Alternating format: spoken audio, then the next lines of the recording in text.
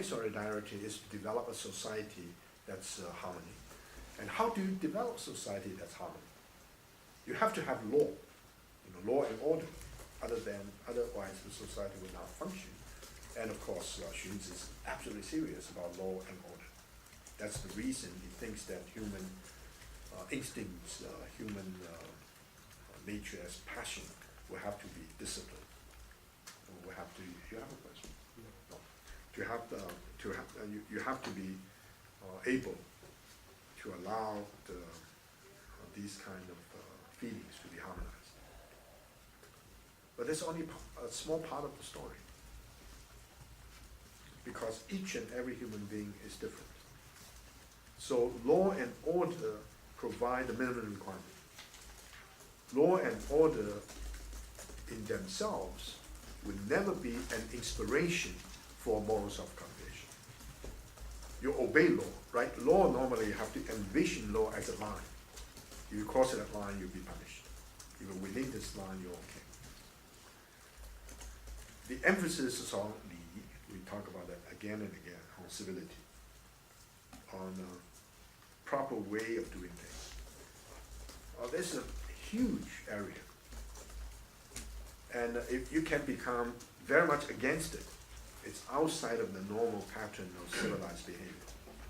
You can tolerate all kinds of idiosyncrasies, but you cannot tolerate violence. So violence will not be condoned, because violence is a total destruction of civility.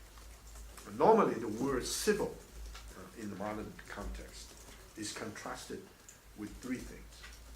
If you're civil, then you're not barbaric. We understand it. If you're civil, you're not military. The difference between civil organization and military organization.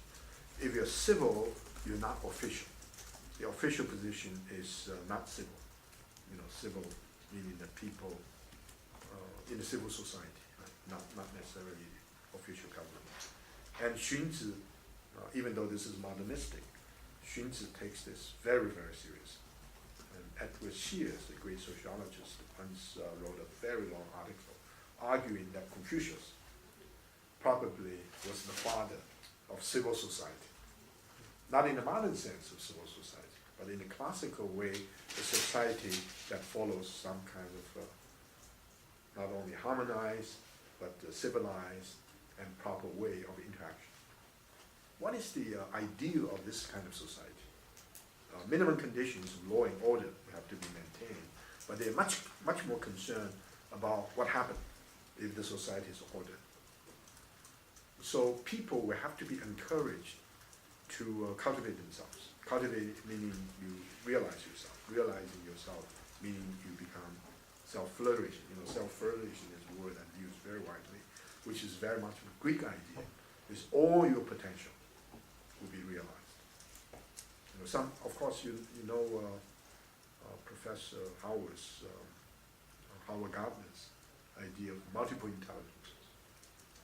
Some people are very intelligent in space arrangements, so it's good for the person to become an architect. And someone who is very, very talented in digital thinking, then he's a candidate for a mathematician. And someone who is particularly, with a particular sense of sound and so forth, and very skillful, then probably a good candidate for being a musician. And someone is physically very strong, so they become an athlete. So all these are possible. And yet, the harmonization of the person is based upon your self-realization, which is always defined in terms of your moral self-progression. There's no choice. You cannot say multiple intelligence, one intelligence I don't have is to be moral. And you cannot say that. Everybody, whether a musician, whether architect, all these other intelligences, and this is central. But how do you do that? This is Xunzi's question. We already mentioned, civilized way of interaction, so the importance of ritual. The other one that puts a very, very important emphasis is music. Music, of course, many kinds of music. His sense of music is a harmonizing music. it's not the kind of music that will arouse all kinds of instinctual demands, passions alone. Music is a harmonizing process. If you contrast this with, say, the Platonic notion, in Plato's Republic, music would be our law. It's a world without music. And I think for many of us, a world without music is very, not a very enriching experience. So for Xunzi and for all the Confucians, music is very important. And the music is clearly related to the audio perception, the ability to listen. And now we have this notion, which is very commonly used in psychology, deep listening. We listen all the time, but normally we do not experience deep listening. And deep listening is always a transformative act. If you listen deeply, it will touch not only your psychology, your inner psyche, it will touch your soul. And because music is related to we call the resonance. The classical sense of music is that different things with the different rhythms will become harmonized. So if you hit one instrument, the other instrument will respond. This is harmonization. And this idea of harmonization is related to the audio vision. I don't know whether you normally think about it. Sometimes we don't. We can ask the question, are you a seeing person or listening person? Are you a person of the eye or a person of the ear? Some people are very sensitive to paintings. They don't like music. Some people are very, very, very, very much involved in music, but do not necessarily have the vision to see things. So some people want to go to a museum. Some people want to go to concerts. There's a difference. And if you try to think a little bit more, seeing with your eye is basically one-dimensional. You don't have so many eyes, right? You don't see the back. And seeing is structural. And also, you can see the holistic structure in a very short period of time. Suddenly you see the whole pattern, even architectural design or painting. Then you study it carefully. But the moment you see it, already you have a comprehensive vision. Think about hearing. Think about your ear. Well, your eyes are very, very expressive. When I see you around, one is puzzled, one is about to fall asleep, one is very excited.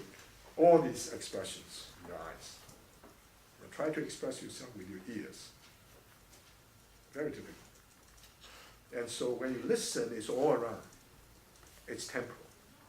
You have to wait until the last note is played to have some sense. It's very difficult for someone to get a holistic picture of music. You have to wait. Because you have to wait, you have to be patient.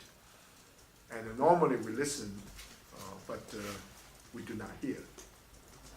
There's a difference. Listen very carefully, consciously, but we do not hear. And of course, there's a classical idea in the Chinese tradition. A true friend is someone who knows your sound. The classical notion. Sound is a reflection of the inner quality of the person. There are two great cultures. One privileges sight, the other one privileges audio perception. That's Greek and Judaic. According to one study, of course, the study is not precise, not through any kind of empirical studies. Now, in the Greek situation, the architectural design, geometry, the golden rule to find the basic structure, and the sculpture. Of course, there's also very important music, but these kind of visual images very, very pronounced. In Judaism, Hebrew Bible, and virtually God never reveals himself. Nobody's seen God. Moses may have, but Moses, we know he didn't see God. The burning bush is to direct him to that corner. When he went to the corner, he heard